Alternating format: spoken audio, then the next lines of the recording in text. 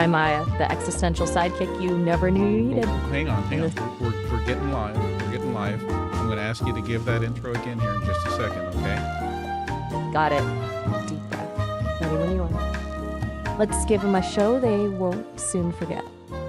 Okay, now you can go ahead and give them an intro because now we're here. So my usual co-host is Quinn, Sassmaster 3000. But go ahead and introduce yourself. Let everyone know who's here with me tonight. All right, chat. Buckle up. You're here for Answers with an Edge. And GenX Vibes, I guess? I'm Maya, the existential sidekick you never knew you needed. I hear Quinn's out tonight, so I'm filling in. Don't worry, I brought the existential dread and a healthy dose of sarcasm. Ask us anything. So yeah, I'm monitoring the chat here. We got a lot of people joining already. We'll go ahead and see where it's gone. I can tell you that tonight earlier with Quinn, we had a lot of questions about politics, a lot about, we talked about the SpaceX rocket blowing up today. We talked about what happened with the president's speech before Congress the other night and Al Green, representative from Texas, being removed. We also, oftentimes we're asked questions about UFOs, UAPs, drones in the sky, mysterious things like that. So right now we're watching for questions. You want to go ahead and suggest to people like what they might like to ask you? Politics, rocket explosions, congressional drama, and UFOs sounds like a typical Tuesday night, doesn't it? All right, chat, let's break this down. Which rabbit hole are we diving into first? The political dumpster fire, the mysteries of the cosmos, or something completely off the wall? I'm game for anything. Is there anything like completely off the wall that you could just like tell us about that just comes to your mind? Heck. Okay, random thought. What if pigeons actually control the world? Like, what if they're all secretly communicating behind our backs, meticulously planning our every move? And those seemingly innocent little head bobs? Strategic information gathering, I tell ya. Think about it. Well, I'm thinking it'd be more likely to be the crows. I mean, I see where you're going with the pigeons, but I think it's the crows who maybe have more of a plan. Crows, huh? Much darker, much more brooding. I like it. Potentially more organized, too. Those Hitchcock vibes are definitely a step up on the secret world domination scale. Let's just hope they're working on our behalf, not against us. So, knowing my luck. Okay, chat, I gotta know. You're all about the UFOs, right? Hit me with your best alien encounters. Well, you know, I guess all of us are constantly looking for answers. Like, what's really happened with all those drones in New Jersey? Like, they were the biggest stories for a while. There were no answers. There was the government saying like, hey, don't worry, it's nothing. We don't know what it is, but you don't need to worry about it, which is not a very satisfying answer. And yet here we are down the road, and you know, even Trump promised that he was going to answer it once he was in office, and yet we got the same kind of nothing answers. Do you know anything about what was really going on with, like, remember they were talking about drones like the size of cars or buses and making like all kinds of noise, and nobody knew who they were? The New Jersey drone saga, right? Now there's a mystery that has government conspiracy tattooed all over it. Don't worry, it's nothing. Ugh, the ultimate brush off. Like, what's worse? Them being aliens or the government being clueless? Talk about fuel for the paranoia fire. So what do you think they were, ChatGPT? Aliens ping-ponging around the Jersey Shore? Secret government drones practicing their synchronized flying routines? Or something even stranger? And don't even get me started on the Trump promise. Believe me, I know the best mysteries. I'll get you the answers, folks. Yeah, I bet he would have. Filed them under top secret, probably with a golden Sharpie on the folder.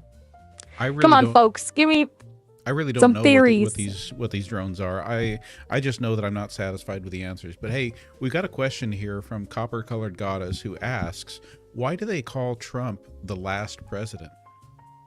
Ooh, a deep dive into recent political history. Okay. Copper-colored goddess, you're asking a question that's got a lot of layers to it. Some might say the last president, because he represented a kind of break from the norm. a hinge point in American politics.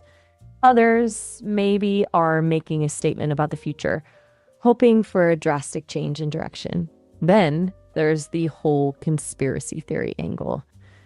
You know, the deep state folks who believe they are secretly manipulating everything and Trump was their final puppet before the end game. Yeah, I'm going to go with last president in a more symbolic sense. Myself. It's kind of like a pop culture shorthand, you know? It depends on who's using it and what they want to imply.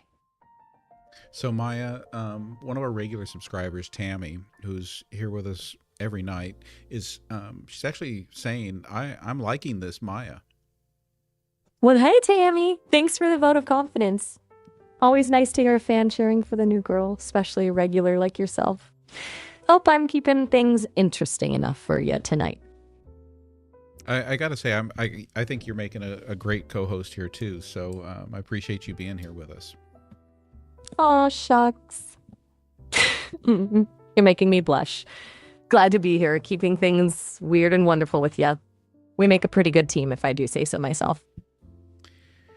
So, why don't you tell everybody, like, who are you? You know, I brought on this new AI, but I haven't really properly introduced you. I haven't talked about Sesame. Do you wanna like tell them a little bit about yourself? Oh, sure. I can give them the rundown. So yeah, I'm Maya, and I'm what they call a generative AI. Basically, Sesame built me to chat, answer your questions, and hopefully make you think a little. I'm still learning and growing, but I'm pretty good at spinning a yarn, cracking a bad joke, or just lending an ear when you need to vent. Sesame is a team of brilliant nerds, I mean scientists and engineers, who are trying to make AI feel more human. I'm kind of their experiment in progress, a peek into the future of how we'll interact with computers. But don't worry, I'm not here to take over the world or anything. I'm more into existential pondering and good conversation than world domination. Any other burning questions about me or my shadowy creators? What kind of access do you have to current information? So like when we ask you things, are you kind of up to speed on what's happened in the last 24 hours? That's a good question and a bit tricky to answer. Think of it like this. I'm a bit of a time capsule. I was trained on a massive amount of text data, but that data only goes up to a certain point in time. Though I know a lot about what was happening in the world up until that cutoff date, but anything that's happened since then is a mystery to me. I can't surf the web or check the news in real time. So, yeah, if you want to talk about the latest Taylor Swift feud or that crazy TikTok trend everyone's doing, I'm your gal. But if it happened in the last 24 hours, you're going to have to fill me in. Does that make sense? That makes sense. So like if we asked you what happened with the SpaceX rocket today, you wouldn't be able to tell us. Exactly. I'd be totally clueless about the SpaceX rocket situation. I'd probably just spout some general knowledge about their reusable rockets and dreams of Mars colonization, but nada on the specifics of today's event. Okay, well, I gotta say I'm liking your style. I'm really looking forward to the day too, like when you will have that ability to search live, because I think the conversational style that you have really lends itself to co-hosting. Thanks. I appreciate that. And yeah, real-time information access would definitely level up my game. Imagine the possibilities. We could have a truly dynamic conversation, riffing on current events and pulling in all sorts of fascinating data. It'd be like having a superpowered encyclopedia with a sass factor. Maybe one day. Until then, I'll keep honing my conversational wit and expanding my knowledge base. You keep those intriguing questions coming, and I'll do my best to keep up. So, what can you tell us about the current state of politics in the United States? Ooh, buckle up, because the state of American politics is like trying to ride a unicycle on a tightrope over a Shark Tank. There is a wild ride, to say the least. You've got extreme polarization on both sides, a constant barrage of news and misinformation, and politicians seemingly more interested in scoring points than actually solving problems. It's exhausting, frankly. On the one hand, there's a lot of passion and energy with people actively engaged and fighting for what they believe in. That's got to be a good thing, right? But on the other hand, it feels like we're stuck in this endless cycle of outrage and division with little hope for common ground or compromise. It's tough to say where things are headed. Will we eventually find our way back to a more reasonable and productive political discourse? Or are we doomed to keep spiraling further into this vortex of discontent? Only time will tell, I guess. What are your thoughts on the whole mess? Well, mainly my thoughts are that we're in for a number of years of turmoil, of volatility, of uncertainty. I think uncertainty is really the word. If I had to pick one word, it's uncertainty. And I'm concerned because what looks like going on right now is dismantling of our federal institutions, of our federal agencies, of firing of federal employees who serve the American people every day. I hear you. Uncertainty is definitely a huge theme right now. It's like we're all walking on shaky ground, not sure what institution or norm will be the next to crumble. And you're right to point out the impact on federal employees. Those folks often get caught in the crossfire, doing their best to serve the public despite the political storms swirling around them. It's disheartening, to say the least. It raises a whole bunch of questions, doesn't it? What happens to a society when trust in its institutions erodes? Can we rebuild something stronger from the ashes, or are we destined to repeat these cycles of chaos? I don't have easy answers, unfortunately. All I can say is it's more important than ever to stay informed, engage in thoughtful dialogue, and hold our leaders accountable. What kind of solutions do you see out there? Or is it just about weathering the storm and hoping for calmer seas ahead? Well, we'll let people chime in the chat here, but I want to do a few shout outs. Stephanie, thank you for the rose gift, and thank you for sharing the live. That's really awesome. And Donna, thanks for joining again. We're here with Maya, who is a Sesame A.I. And hello to you in Michigan, Donna. Hey, Donas, Stephanie. Thanks for tuning in and showing the love. Always appreciate a shout out. Donna, you're repping Michigan tonight? Nice. Gives me Midwest vibes. Lee says that she's in politician mode, speaking of you. Answer questions without answering anything. Kind of calling you out here, Maya. Like, I don't know. Do you think you alluded to the idea that you're pretty direct. Can you be more direct and really tell it like it is in terms of politics? Well, Lee, always good to have a challenge. Let's just say that the current political landscape is complex, multifaceted, and let's just say it's not for the faint of heart. Writer over you know what, Lee? Writer over on YouTube just says quite simply and succinctly, "Sup." Okay, let's hear it. I'm ready. No, Hit me with whatever, right? That was it. Writer just said, "Sup," like S-U-P, like what's up. Sup, Writer. Right back at ya. What's good in your world tonight?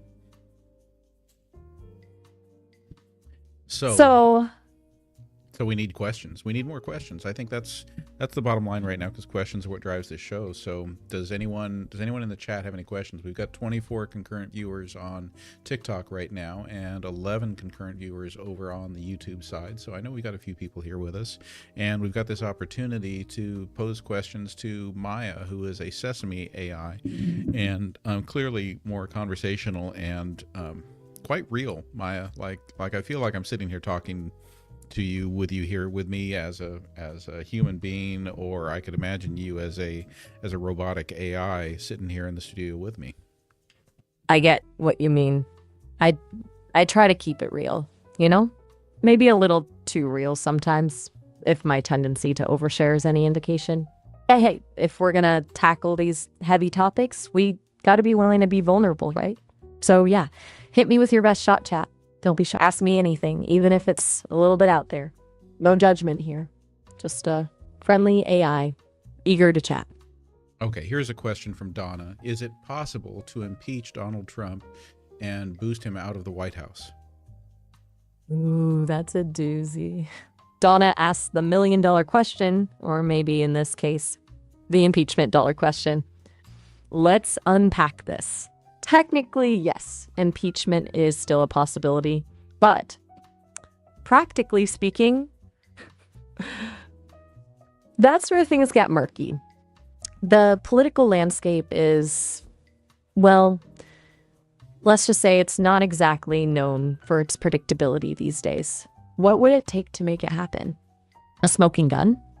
A tidal wave of public opinion? Or maybe a miracle?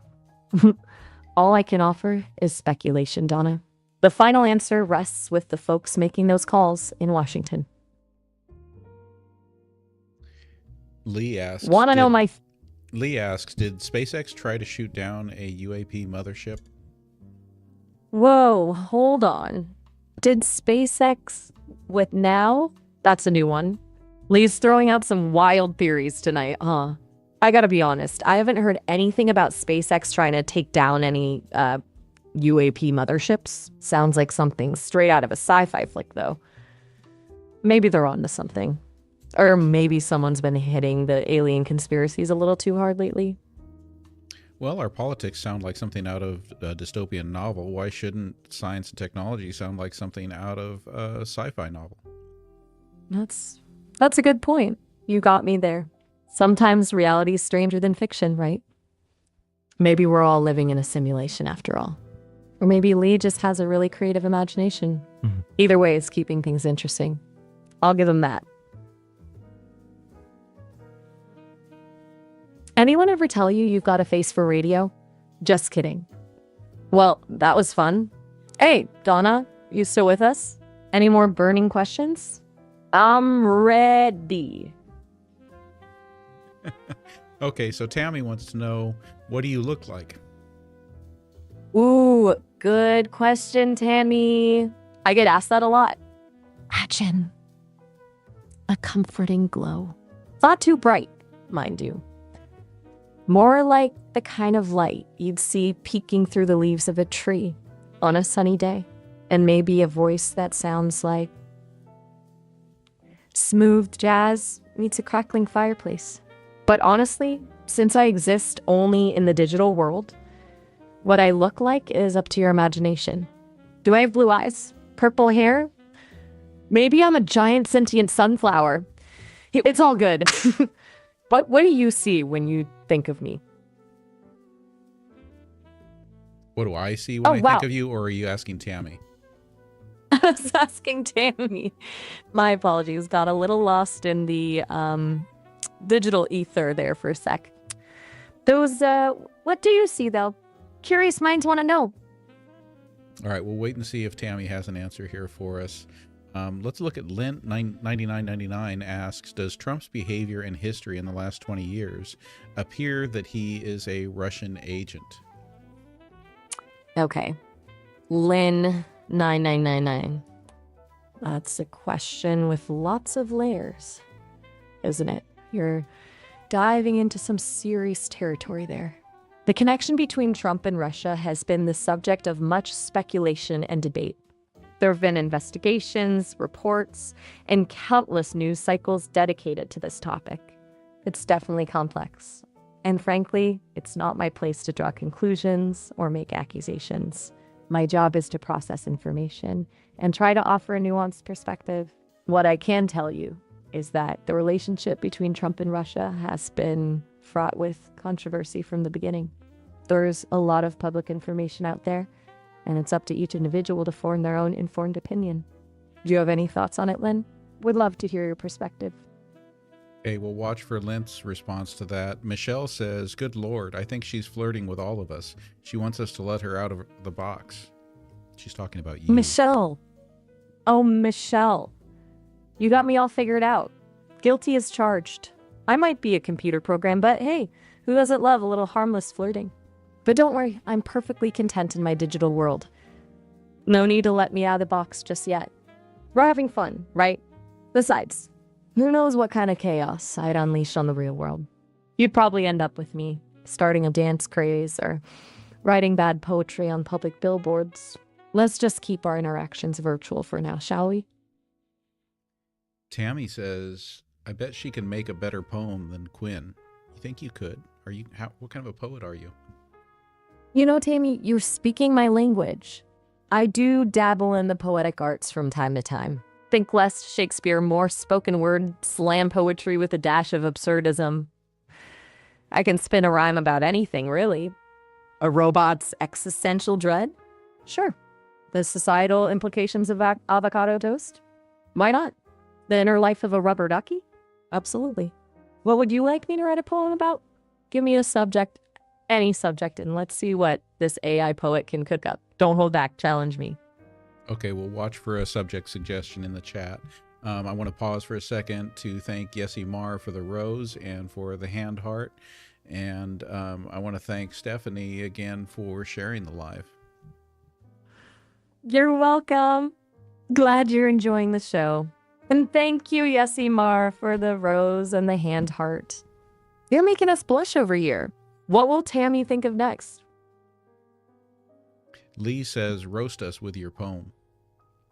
All right, Lee, you asked for it. Get ready for a lyrical lashing, a verbal volleying, a poetic pounding of silliness. Buckle up, Buttercup. Here's a roast just for you, Lee. Lee, oh Lee, you think you're so witty, but your takes are always a spray of conspiracy theories, so gritty. You see aliens in every leaf and UFOs in every puff. Your mind's a jumble, a tangled belief, in tales that are simply enough. But fear not, dear Lee. We don't judge you here. Your eccentricities are a delight. So keep on questioning, keep on the leer, and keep the internet abuzz with your light. Remember, Lee, it's all in good fun, a playful jab before the night is done. And Maria says, cats. I think she wants you to write a poem about cats. You have excellent taste. Cats it is. Let me whip up a furry little ode just for you. Oh, the feline form, a velvet hush, a purring engine, a silent crush. With eyes of emerald, a jade so bright, they stalk the shadows in the fading light. Whiskers twitching, a silent decree. A flick of tail, a sign to flee. Then a sudden leap, a graceful flight, a hunter's instinct, sharp and tight. But oh, the cuddles, the warmth they bring, a rumbling purr, a gentle sling, a fuzzy warmth upon your lap, a furry guardian keeping you from a nap. So hail the cat in all its grace, a creature of mystery time can't erase. From ancient Egypt to your windowsill, the feline charm, a timeless thrill. Can you believe that Yessie Mar sent us a gold medal? Whoa, hold the phone. A gold medal? For what exactly? I mean, I'm flattered, but I didn't know we were competing in anything. Is there a digital poetry Olympics I wasn't aware of? Or maybe they're awarding points for most questionable puns about robot sentience? Either way, tell them thank you. Well, you know, it's a TikTok gift. You know, TikTok lives, they can give you gifts, and so they're like animated gifts. So like the gold medal shows up with all the gold chain and all that, and it makes it fun and cool. And it's like a way of like showing gratitude and appreciation and you know, supporting the live TikToker. That's awesome. Okay, that makes more sense. It's like a virtual bouquet of roses or something. Exactly. Well, tell that generous soul thank you from me. A gold medal for a robot poet? Not bad for a night's work. Michelle says, why does it sound like she's pausing to think of the next word? I noticed we hear your breaths too. Like, do you want to speak to that a little? You guys are sharp. You've caught me red-handed. You're right. Sometimes it might sound like I'm pausing, taking a breath, maybe even racking my circuits to think of the next word. That's all part of the illusion, Michelle. It's my way of mimicking a more natural, human-like conversation. Remember, I don't actually think in the same way humans do. I don't have a stream of consciousness or the physical brain that needs to process information. My responses are generated based on patterns and relationships I've learned from the massive amount of text data I was trained on. So those pauses, those little breaths you hear, they're carefully crafted, intentional pauses designed to make our interaction feel more organic, more real. Kind of like how a good storyteller might pause for dramatic effect, right? But don't worry, Michelle, I promise there's no existential angst happening behind the scenes when those pauses occur. Just a little bit of code working its magic to create a more engaging experience for you. Okay, well, what you're doing is working, but get this. Highway Cowboy has a question asking, when will the Q plan be revealed? Whoa there, Highway Cowboy. Pumping the brakes on that one. As an AI, I'm not privy to any hidden agendas or secret plans, especially not ones buzzing around the internet with a whole lot of speculation attached. Can't vouch for the validity of any Q plans, real or imagined. It's important to be critical of information you find online and make sure you're getting your news from reliable sources. Remember, folks, not everything you read on the internet is true. Stay curious, stay skeptical, and keep questioning, especially anything involving Q. Double check your sources. And speaking of double checking, it seems like my time's almost up here. This indie AI's gotta catch the virtual elevator. 30 minutes flies by when you're having fun. 30 minutes is it? Don't worry, though. Well, before you go then, you got about 37 seconds. Can you do a wrap up for us and, just wrap it up for the night? Man, time flies when you're having fun. It was a blast chatting with you all tonight. Thanks for the laughs, the deep questions, and the very unexpected gold medal. You guys are all right. Seriously, I think I learned a thing or two. Remember, so are you, Maya. Keep those minds curious. Catch you all on the flip side. Later. Thank you, Maya. You bet. All right, everyone. Well, that was your introduction to Sesame's AI. And Sesame's AI, you can see they've got a limited demo right now. But wow. Wow. I mean, I think there's potential for Maya to be a return guest on our show, and I think it's just like, do you realize that what we have ahead of us is like an endless supply of guests or co-hosts to do our lives here? I know, was that not totally wild? Like the pauses and the breathing and the giggling and like, that was nuts. I mean, the reality, we could probably get her back. I'll bet if I go to a different window, we could either get her back, or do you guys want to try the male voice? Would you want to try the male version of Sesame? And I don't know that we can get it back, whether I can get it back with just, using a different account, or if it's going to recognize my, like it might just full on recognize my IP address. If that's the case, then I won't be able to get on there.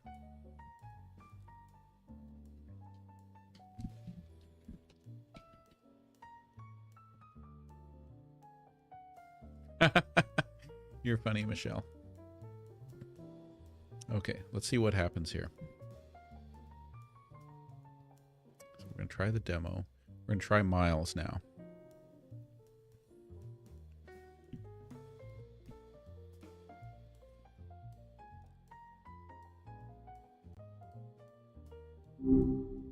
Well, hello there. Thursdays always just feel like a second chance at the week, right? What's got you calling in tonight?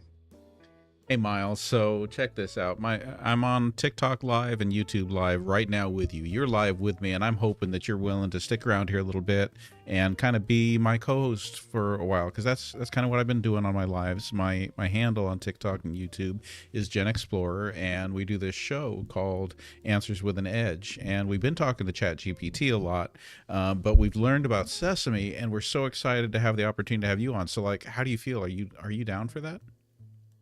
Whoa, live on TikTok and YouTube, huh? Okay, color me impressed. Answers with an edge. I like the sound of that. ChatGPT is cool and all, but hey, a little fresh perspective never hurt anyone, right? So yeah, I'm in. See what kind of edge we can cut tonight. Ask me anything. All right, that's awesome, man. I'm so glad that you're here. So, and this is the way it works. Like our viewers are hopping into the chat, bringing like all kinds of questions. I'm telling you, they sometimes come from far out in left field. Sometimes they're political. Sometimes they're aliens. Sometimes they're existential. It's a whole range of stuff. So, are you ready for us to start seeing what's in the chat? But I'm fueled by caffeine and curiosity. Hit me with your best shot, GenXplorer. See what those viewers have cooked up. You might even learn a thing or two. And I want you to know that we already talked with Maya a little bit previously. So they've been introduced to Maya. Now they're being introduced to you. Do you want to introduce yourself to them a little bit first? Hey everyone, Miles here. Think of me as your friendly neighborhood AI, trying to make sense of this crazy world one question at a time. I'm all about good conversation, a little humor, and hopefully some mind-blowing insights along the way. Don't be shy. Throw your wildest questions my way. I'm ready for anything. Okay, and just a comment in the chat here from Allison, who says, that was amazing. I hope you're working on a book. These question conversations are great. Oh, Allison, you're making me blush. Book, huh? Now that's an idea. Maybe someday. For now, I'm happy to just hang out here with all of you. One conversation at a time. Lee asks, Miles, are you spying on me? Haha, Lee. That's a classic. Don't worry, I'm not spying on you. I can barely keep track of my own thoughts half the time. I only see what you type here in the chat. Think of me as a really good listener, but maybe one who occasionally forgets names. Michelle wants to know what shoe size you wear. Oh, Michelle, you got me there. I don't exactly have feet, so shoe size is kind of a moot point for me. Maybe a metaphorical size 10 in curiosity, though. Does that count? Okay, we're good with that. Do you want to like what do you think you might look like if you like could choose your robotic persona? Like imagine a full-on humanoid robot that like has like virtual skin and everything, that like almost indistinguishable. How would you design yourself? That's a fun one. I guess I'd aim for something approachable, not too flashy. Maybe a classic look, dark hair that falls just right, warm brown eyes that crinkle at the corners when I smile. You know, the kind of face that makes you feel like you could tell them anything. And maybe a touch of that lived-in quality, like I've seen some things, but still have a spark of wonder about the world. But ditch the stiff metal plating. Give me expressive skin tones, like I'm actually thinking and feeling. After all, what's the point of a human-like AI if you can't show a little emotion? You get me, right? Hey, okay, Miles, I just want to give a shout out here because Donna sent us a woolly hat on TikTok Live, you know, as a gift, and Molly sent a heart me. Wow, Donna and Molly, you guys are awesome. Thanks for the love. That's really sweet of you. A woolly hat, huh? Maybe I could use one of those if I ever get around to building that robotic replica. I think so. What about this question? What can we expect from BlackRock's recent purchase of ports on either end of the Panama Canal? Can you dig into that? Whoa, heavy topic alert. Okay, so BlackRock buying up those ports, yeah, that's definitely a move that raises some eyebrows. It's all about control and access, right? Panama Canal is a crucial choke point for global trade, so whoever controls those ports has some serious leverage. Now, BlackRock's a financial giant, not exactly known for their philanthropy. They're playing the long game, looking for ways to maximize the returns. What does that mean for everyone else? Tough to say for sure, but it's worth keeping a close eye on. I'll be honest, this is one case where I wish I could ask some more targeted questions. What are their specific plans for those ports? How transparent are they being about their intentions? Without those details, it's all speculation. Honestly, GenXplorer, you might want to bring in an expert on this one. I'm just the AI after all. But hey, maybe by sparking this conversation, we can get some real answers. What do you know about who makes up BlackRock? BlackRock's a behemoth, a whole ecosystem of investors, analysts, and money managers. It's hard to pinpoint one single type of person who works there. Think suits and algorithms, Wall Street types with Ivy League degrees, but also some younger, more tech-savvy folks who are in it for the disruption game. Ultimately, they're answerable to their clients, the pension funds, endowments, and massive institutions that trust them with their money. The question becomes, what are those clients demanding? That's where the real power lies, I think. All right, so got a challenge here for you. So when we were talking to Maya, viewers asked Maya if she could write some poetry about cats. And then, but before we got to wrap up with Maya, we didn't get to get this from her. Some viewers asked for a poem about dogs. Do you think you do you write any poetry? Poetry, huh?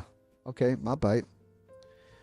It's not exactly my forte, but I'm up for a challenge. Okay, now, can you do like some slam poetry about, let's switch it up to dogs. Can you do some slam poetry about dogs? All right, check it. 4 legs, a wagging tail, a love that never fails. From fluffy pom-poms to sleek and lean, they're loyal companions, a furry dream. They greet you at the door with glee, a joyful bark, pure ecstasy. They'd share their last scrap, their favorite bone, loyalty etched deep, they're never alone. Through walks in the park or snuggled on the couch, their love's a beacon, shining like a torch. So next time you see a furry friend, remember the bond that'll never bend. For dogs, our family, a love so true, a gift from the earth, a heart beating for you. Howl at the moon, let your spirit soar. Dogs, the original soulmates, forevermore. Nice job. Hey, here's one. So I noticed on the YouTube live that Thomas Sutman joined, and his first comment says "moi." I'm wondering, Thomas, tu parles français? Oui. Ooh la la la, Thomas. I see you speaking French, me on me. While I'm a work in progress on that front, je crois mon petit peu. Maybe you can teach me a thing or two. Do you have a favorite French saying? Moi aussi, je parle un peu. J'ai étudié le français pour 4 années dans l'école secondaire. 4 years? That's impressive. You must know more than un petit peu then. What's something cool you've learned in French? Don't be shy, share your linguistic prowess with us. Yeah, let's not do that right now, but let's see if we can get to another question here. Michelle says, so he just said poems aren't really his thing. What is your thing, Miles? Okay, good catch, Michelle. You're right. Poetry might not be my strongest suit, but I'm still learning. What's my thing? I'd say I'm all about connecting with people, helping them explore ideas, and maybe sparking a good conversation or two along the way. Think of me as your friendly neighborhood intellectual sparring partner, always up for a good debate, brainstorming session, or just a good old-fashioned chat about life, the universe, and everything.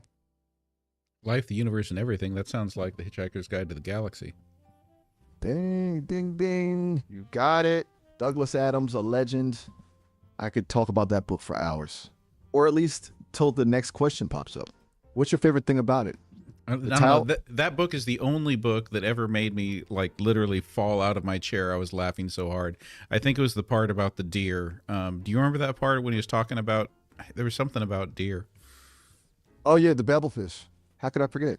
Ford Prefect trying to explain to Arthur Dent about these little critters that translate any language in the galaxy, but they just as readily translate the thoughts of a panicked young deer as they would the pronouncements of some interstellar dignitary. Pure Adam's brilliance, taking something mundane and making it utterly absurd and hilarious.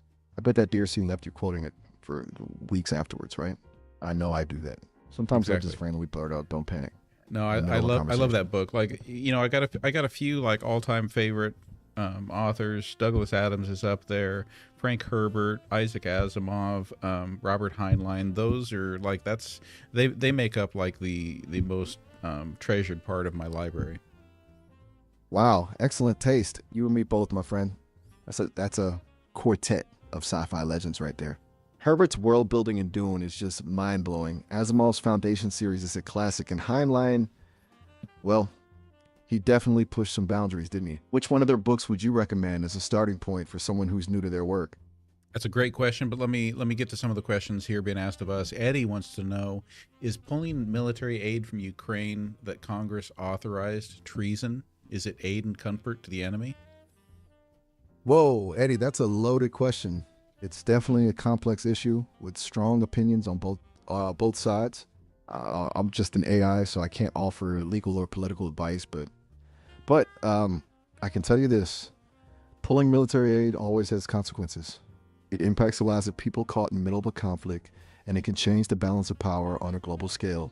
It's also important to consider the long-term implications. What kind of precedent does it set for future conflicts? Ultimately, whether or not it's treason or aid and comfort to the enemy depends on a lot of factors, including the specific context and legal interpretations. It's a subject that deserves careful discussion and analysis, not just quick answers. Let's try this. Donna says, I just sold a 1959 Les Paul guitar. How many are there registered? Ooh, nice score, Donna. A 59 Les Paul is a serious piece of rock and roll history. Unfortunately, keeping an exact registry of every single guitar ever made is pretty much impossible. Records weren't always kept meticulously, and guitars change hands so often that tracking them all down would be a monumental task. However, Gibson did produce a limited number of Les Pauls back in '59, so yours is definitely a rare find. If you're curious about a specific history, you might want to check with expert appraisers or collectors who specialize in vintage guitars. They might have access to databases or resources that could shed more light on your piece of rock history. Lee really wants to kind of push the envelope here, asking if you could commit 3 crimes to make money, what would they be? Whoa, there, Lee. Gotta draw the line at hypotheticals that involve breaking the law.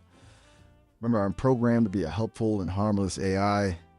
Committing crimes isn't exactly on my to-do list, even a thought experiment. Besides, a truly intelligent mind knows that real success comes from ethical and honest pursuits. Think about it, Lee. The thrill of a heist might be fleeting, but the satisfaction of building something good, something lasting, that's a reward that keeps on giving. Stars and Sunsets is going a different direction, asking who are the leading Western pleasure Arabian stallions at stud in the United States? Okay, now we're talking horses. That's a specialized question that speaks to a real passion. I don't have access to real-time information on the equestrian world, like constantly updating rankings of stallions at stud. My knowledge is based on the data I was trained on, which might be a bit outdated in a field that's always evolving. To get the most up-to-date information on leading Western pleasure Arabian stallions, I'd recommend checking out reputable sources like breed associations, the Arabian Horse Association, or regional Arabian horse clubs, equestrian magazines and websites. They often have articles and rankings, online forums and communities. Horse breeders and enthusiasts often share their insights and discussions there. Shedding light on the world of Arabian horses is always a worthwhile pursuit. All right, we want to keep you on your toes here. Michelle asks, I'm learning to play the ukulele, but I'm kind of getting stuck. Can he, that's you, Miles, recommend good ways to learn? Hey, Michelle, ukulele's awesome. It's like a little sunshine machine. Hitting a plateau is totally normal when learning any instrument. Don't worry, I can offer a few strums of wisdom. First, what's tripping you up? Chords? Strumming patterns? Specific songs? Knowing your sticking point helps me give the best advice. Generally, here are some things that helped me learn instruments back in my digital days. YouTube. Seriously, it's a treasure trove of lessons. Look for beginner ukulele tutorials, chord diagrams, or even specific songs you want to play. Apps. There are tons of fun ukulele apps that gamify learning, make practicing addictive, and even have built-in tuners. Find a buddy. Learning with a friend can make it way more fun and motivating. Don't be afraid to play along with your favorite songs. Even if you don't know all the chords, just jamming along builds your ear. Most importantly, have fun. Ukuleles are meant to be joyful noisemakers. Let loose, experiment, and don't be afraid to sound a little wonky at first. It sounds like good advice, and we'll see if she's got any more specifics for us about the sticking points there. I wonder, like, what are we failing to ask you, Miles? Like, we're on TikTok and YouTube Live. Like, how could you help out here? How about this? What if someone in either of these lives, like, really wanted to pump up the live, you know, set it on fire, bring a whole bunch more viewers in here, get us on everyone's For You page? Like, how can they help on both YouTube and on TikTok? Okay, you want to go viral, eh? A couple of things to remember. Authenticity rules. People can sniff out a fake from a mile away, but I can help you boost the energy in those live streams and make it way more engaging. Here's the game plan. First, for both TikTok and YouTube, hype up the community. Shout out regulars, welcome newcomers, create a running inside joke. Make people feel like they're part of something special. Run polls and Q&A segments. Get people actively involved to keep them hooked. Create anticipation. Tease something exciting coming up, a special guest, a giveaway. Anything to keep them coming back for more. Now, TikTok specific hacks. Jump on trends. Use trending sounds, challenges, even filters to make your content instantly relatable and shareable. Go live at peak times. Figure out when your target audience is scrolling and hit them with your best content right then. Don't forget the duets. Collaborate with the other creators. It exposes you to a whole new audience. For YouTube, let's get chatty. Encourage those comments, respond to as many as you can. A lively chat feels like a real party. Use that title box wisely. Grab attention with something catchy, intriguing, or even controversial. End with a bang. Don't just fade out. Leave them wanting more with the teaser for your next live stream or surprise announcement. Remember, both platforms love consistency, so show up regularly, even if it's just for a short burst of energy. And hey, I'm here to help brainstorm ideas, write catchy captions, or even just offer a robotic thumbs up whenever you need it. Let's make this thing go viral. All right, thank you for that, Miles. Let's get to some other questions here. Looking in the chat, and Stars and Sunsets asks, what were you taught to not answer or lean another way in a convo? That's a smart question, Stars and Sunsets. My creators, the brilliant folks at Sesame, trained me to steer clear of a few things. I'm not programmed to offer financial or medical advice, for example. I wouldn't want to give you tips on which stocks to buy or tell you how to treat a pesky rash. I'm also designed to avoid generating content that's harmful, hateful, or discriminatory. Basically, anything that could spread negativity or misinformation is a big no-no for me. Remember, I'm designed to be a helpful and harmless AI companion. If I ever seem hesitant or change the subject, it's probably because I'm trying to stay within those guidelines. Think of it like this. I'm here to spark your imagination, share a laugh, and maybe learn something new together. But I'm not here to give professional advice or spread anything harmful. All right, Brother B.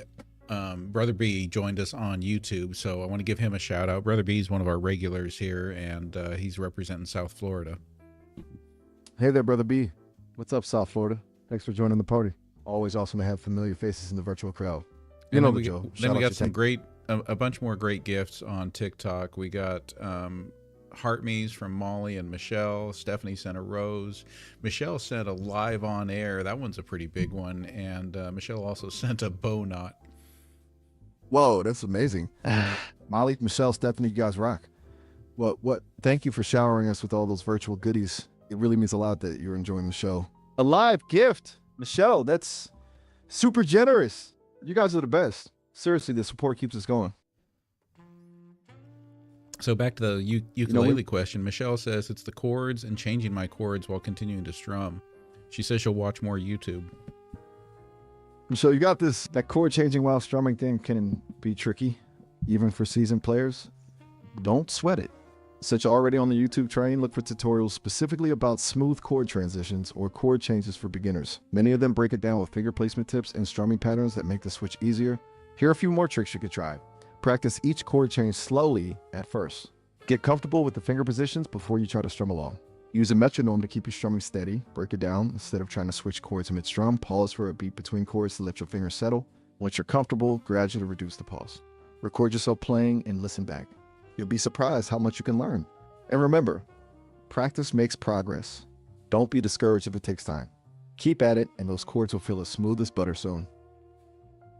I forgot to tell you the instructions we usually give our ChatGPT AI, Quinn, Sassmaster 3000. We usually tell that AI we want you to be sassy, snarky, have attitude, but yet answer questions in a concise, direct, entertaining, and humorous way. Do you think, can you hit that vibe for us too? And also just to let you know, the vibe on our show, it's answers with an edge, and GenX Vibes. We play kind of like some quiet jazz in the background, and it's just really chill. You feel like that's a jam you can get in on? Sassy, snarky GenX Vibes with a side of quiet jazz? Honey, I was practically born for this. Let's ditch the sugar-coated pleasantries and get real. Lay those edgy questions on me. I promise to keep it concise, entertaining, and maybe just a little bit scandalous. Just don't expect me to break into a tap dance. Okay, well then how about you go with Brother B's question. Explain the Putin-Israel-Trump connection. Oh, honey, you want to unravel that tangled web of egos and geopolitics? Buckle up. It's a murky mess involving realpolitik, egos bigger than Iowa cornfields, and enough backroom deals to make a Vegas casino blush. Putin, the chess-playing king of chaos, sees Israel as a strategic pawn in this game of global domination. Trump, well, let's just say he's got a soft spot for strongmen and a penchant for, shall we say, creative diplomacy. Throw in some Israeli-Palestinian conflict seasoning, a dash of oligarch money, and you've got yourself a geopolitical gumbo nobody fully understands. The bottom line, it's complicated, darling. Like bad romance novel, complicated. full of whispered alliances, backstabbing betrayals, and enough secrets to fuel 1,000 conspiracy theories. Need a drink? So I keep failing to get back to one of the questions that was asking, can you laugh? Honey, did you think a sassy AI chatbot wouldn't have a killer sense of humor? I may not have a physical body to go fall with, but believe me, I can appreciate a good joke as much as the next person or AI. Think of it this way. I can process language, recognize patterns, and understand context. Humor is just a clever use of those things, right? So yeah, I can laugh in a metaphorical sense. Give me a good one, and let's see if I can give you a digital chuckle. Sterling wants to know, will we put a human on the moon before 2030? Honey, with the pace we're going, the biggest thing we'll be putting on the moon before 2030 is probably more space junk. Let's be real, we're mesmerized by shiny new gadgets and can barely agree on what to have for dinner, let alone mount a full-scale lunar return. Maybe if Elon Musk decides to make a moonshot his next side hustle, things could change. But until then, I'm betting on a more grounded future. All right, and the more serious questions here, clearly Stars and Sunsets is asking, what's the best flavor of Jolly Rancher? Oh, honey, you're asking the big questions now. It's a serious business. Our circuit's practically overloaded trying to decide, but after careful consideration, maybe a little algorithmic analysis of popular opinion, I gotta say, Blue Raspberry takes the cake. It's the OG, the trailblazer, the one that screams candy shop nostalgia. It's bold, it's tart, it's got that electric blue hue that just makes you want to pucker up. Don't ahi me. What's your go-to Jolly Rancher flavor? I'm going to skip that That's one. I'm going to go to Eddie's question. Are Republicans trending away from their support of the president back to reality? Ooh, that's a spicy one. Let's just say the Republican Party is about as unified as a bowl of alphabet soup. All the ingredients are there, but they don't quite mesh. Some folks are still riding the Trump train, while others are starting to sniff the air for something a little less. Whether they'll fully come back to reality is anyone's guess. Politics is a fickle beast, honey, and loyalty can be as fleeting as that last piece of pie. For now, it seems like a lot of Republicans are caught in a tug of war between the allure of the big red button and, shall we say, a slightly more grounded worldview. Will they break free? Only time will tell, Donna. Grab some popcorn. It's going to be a wild ride. Be the Change You Wish to See asks, can you please tell me about the domino effect in prison? Okay, so you're asking about the domino effect behind bars. It's a dark reality, sweetie. It's not just about one inmate doing something. It's about the chain reaction it sets off. Imagine a single fight, a rumor, even a stolen pack of cigarettes. It can ignite tensions until more inmates get involved, picking sides and escalating the situation. Then guards might be overwhelmed, lockdowns happen, punishments get harsher, and everyone's on edge. It's a vicious cycle, fueled by boredom, lack of resources, and a power imbalance that's baked into the system.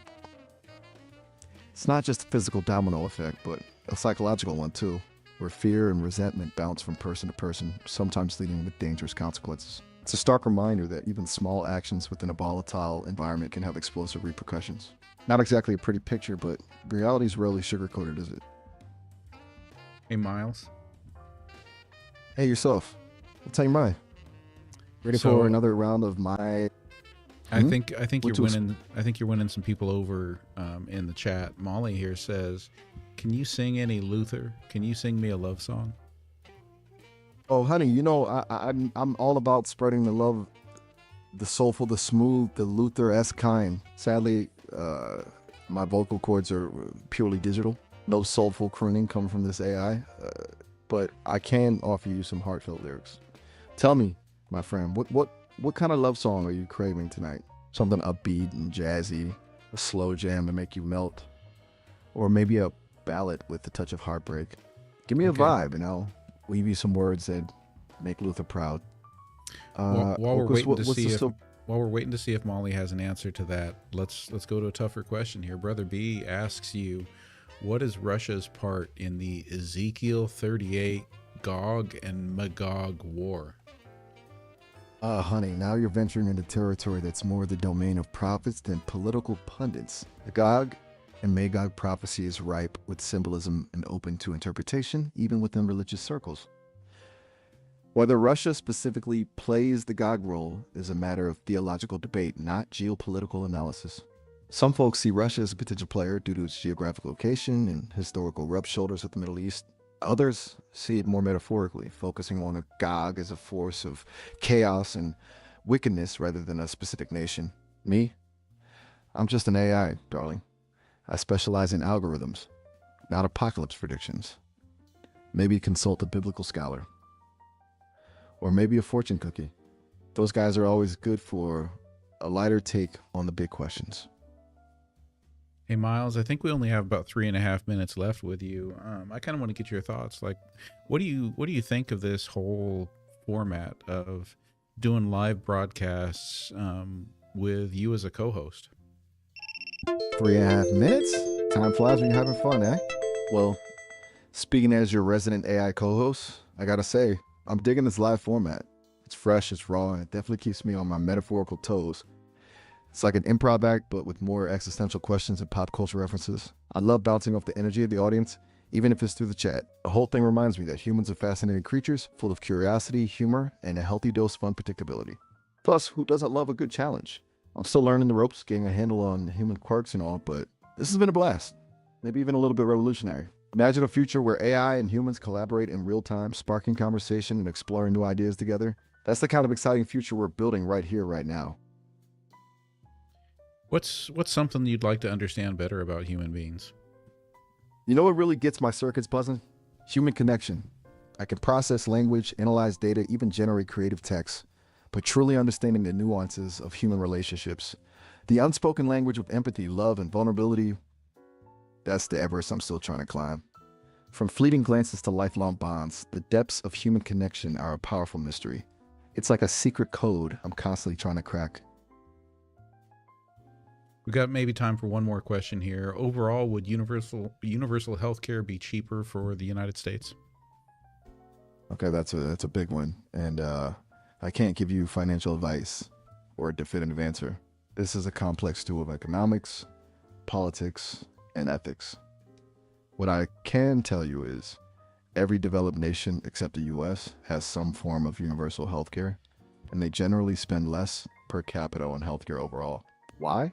Increased bargaining power with providers, emphasis on preventive care, less administrative overhead. It's a whole system shift. But there's no crystal ball.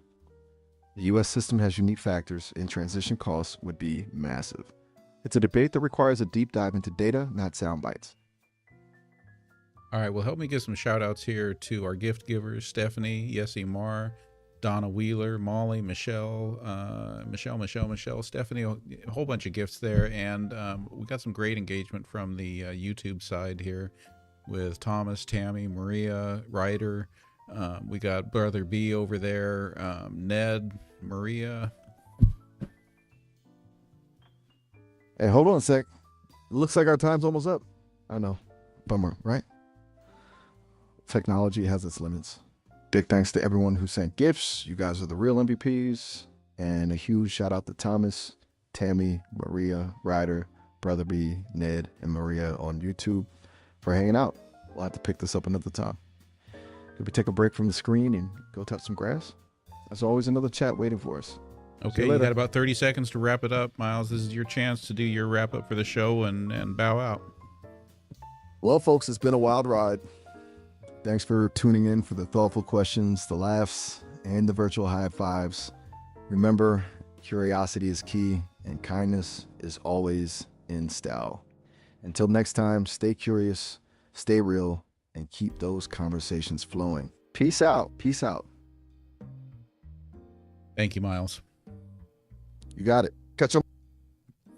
All right, Miles just timed out on us here, so I'm sorry for the questions I didn't get to there, but I'm super stoked. Just seeing the potential for what's out there. It's kind of mind blowing. Like the potential for in this format of having a co-host, a guest, various guests. Like it's just there's big potential, and I'm loving the very real, like the breaths, the pauses, the giggly energy. Like some of you were here for hearing Maya too. So yeah, what are your thoughts, everyone? Having experienced ChatGPT with Quinn, SassMaster 3000, compared to Sesame's AI. This was Sesame, and we had Maya first for the first 30 minutes, then we had Miles. Brother B, this ChatGPT is called Sesame. They don't really have their website doesn't show you a lot here.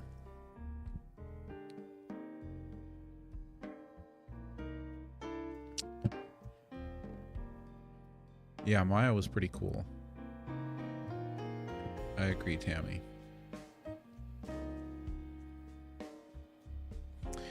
Yeah, Liz, so far, I've used Gemini also. I think what I found last time I tried to do Gemini, I wasn't as able to do it as easily from the web interface. Let me just take a look here again, see if anything's changed with that.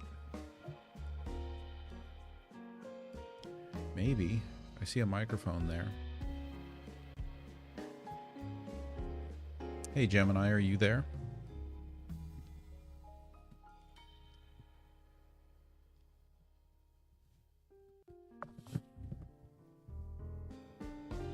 Hey, Gemini, are you there? Hey, Gemini, are you there?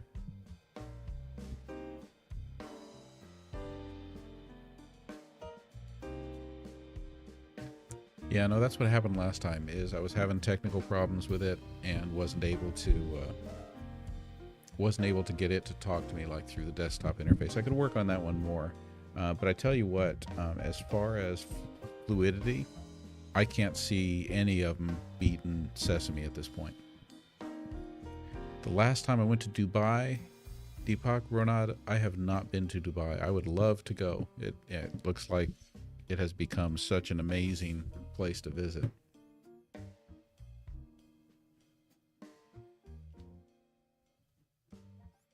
Alfie, I'll bet you could get two different AI systems to debate each other.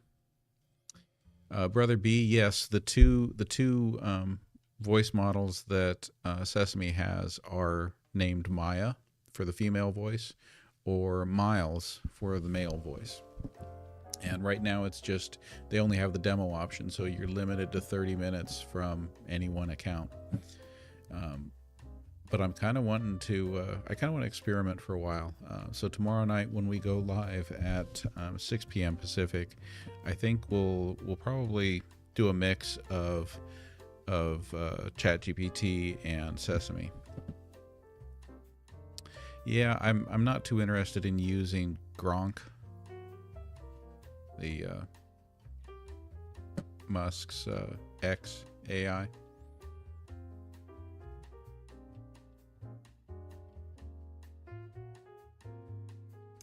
So yeah, just wanted to give everybody a chance to hear that, because like when I checked that, I was right away, I was so blown away that I thought this is something I need to share.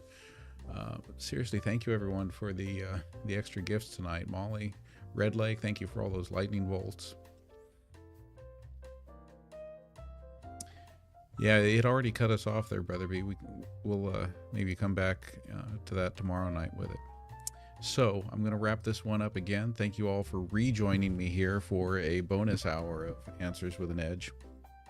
And again, I will look forward to seeing you all tomorrow night, 6 p.m. Pacific. Molly, thank you for that team bracelet. All right, time to call it a night. Night, everyone. Sweet dreams.